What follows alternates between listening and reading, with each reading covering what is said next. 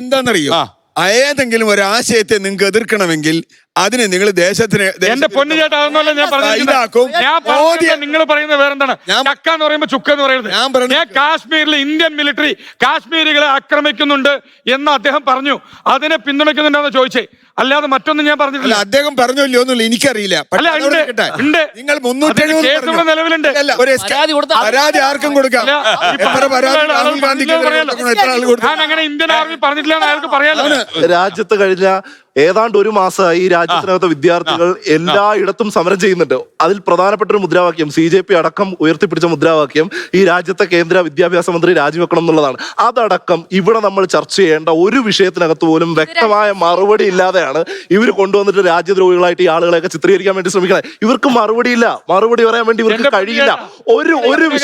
ഒരു വിഷയത്തിനകത്ത് വ്യക്തമായ മറുപടി പറയാൻ വേണ്ടി ഒറ്റ കാര്യം ഇവരെ സിനിമയുടെ പോക്രി. അപ്പൊ നിങ്ങൾ ഈ രാജ്യദ്രോഹികളായി ചിത്രീകരിക്കുകയാണെങ്കിൽ തിരിച്ച് എനിക്കൊരു സിനിമയെ പറയാനുള്ളത്. അതായത് പൃഥ്വിരാജിന്റെ ഒരു സിനിമയുണ്ട്, എന്താണ് ജനഗണമന. അതിൽ പൃഥ്വിരാജ് പറയുന്നുണ്ട് ഈ രാജ്യം ബാക്കി നിങ്ങൾ ഇന്ത്യൻ ആർമി കാശ്മീരികളെ ആക്രമിക്കുന്നു എന്നുള്ള ഇന്ത്യൻ ആർമിക്കെതിരെ സ്റ്റേറ്റ്മെന്റ് നടത്തി അവൻ രാജ്യദ്രോഹിയാണ്. ആർമിക്കെതിരെ സ്റ്റേറ്റ്മെന്റ് നടത്തി വിഘടനവാദത്തെ സപ്പോർട്ട് ചെയ്താൽ അവൻ രാജ്യദ്രോഹി തന്നെയാണ്.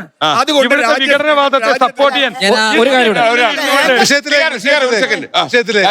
ഞാൻ പറഞ്ഞത്, ഞാൻ ബഹുമാനിക്കുന്ന ആളാണ് ജയചന്ദ്രൻ. അദ്ദേഹം പറഞ്ഞ ഹാപ്പിനെസ് ഇൻഡെക്സിന്റെ കാര്യം പറഞ്ഞു. എന്തുകൊണ്ട് രാജ്യത്തെ ചെറുപ്പക്കാർ, രാജ്യത്തിലെ ജനങ്ങൾ ഈ നിലയിലേക്ക് ചിന്തിക്കുന്നു? കാരണം നമ്മൾ ഇൻഡെക്സുകൾ എടുത്താൽ ഏതാണ്ട് എല്ലാ ഇൻഡെക്സുകളിലും നമ്മൾ വളരെ പുറകില്ല. ഏറ്റവും പുറകിൽ നിന്ന് ഒന്നാമത് അല്ലെങ്കിൽ രണ്ടാമത് അല്ലെങ്കിൽ മൂന്നാമത്. ഹാപ്പിനെസ് ഇൻഡെക്സ് 147 രാജ്യങ്ങൾ എടുക്കുമ്പോൾ നമ്മൾ 116ാമതാണ്. പുറകിലാണ് നമ്മൾ ഹാപ്പിനെസ് ഇൻഡെക്സിൽ. ആരാണിത് സ്റ്റഡി നടത്തിയ ആരാണ്? ഓക്സ്ഫോർഡ് അല്ലല്ല, ഓക്സ്ഫോർഡ് യൂണിവേഴ്സിറ്റി നടത്തിയ സ്റ്റഡി. ആര് ചുമതലപ്പെടുത്തി? ഐക്യരാഷ്ട്രസഭ ചുമതലപ്പെടുത്തി. ഇന്ത്യ ഐക്യരാഷ്ട്രസഭയിലെ അംഗമല്ലേ? അല്ലേ? ഒന്ന് ഗൂഗിൾ നോക്കൂ.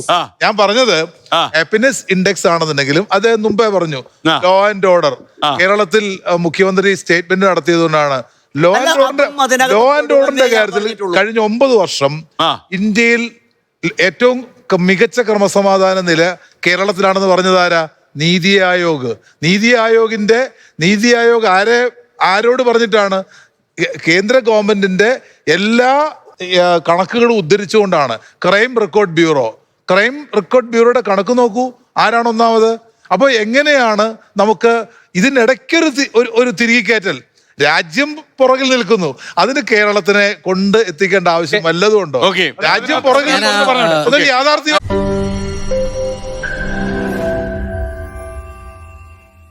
ലോകത്തെവിടെയായാലും ഏത് സമയത്തും 24 വാർത്തകളും ഓഗ്മെന്റഡ് റിയാലിറ്റി പാക്കേജുകളും എക്സ്പ്ലെയിനറുകളും വിശദമായി കാണാൻ ഞങ്ങളുടെ യൂട്യൂബ് ചാനൽ നിങ്ങൾക്ക് സബ്സ്ക്രൈബ് ചെയ്യാം.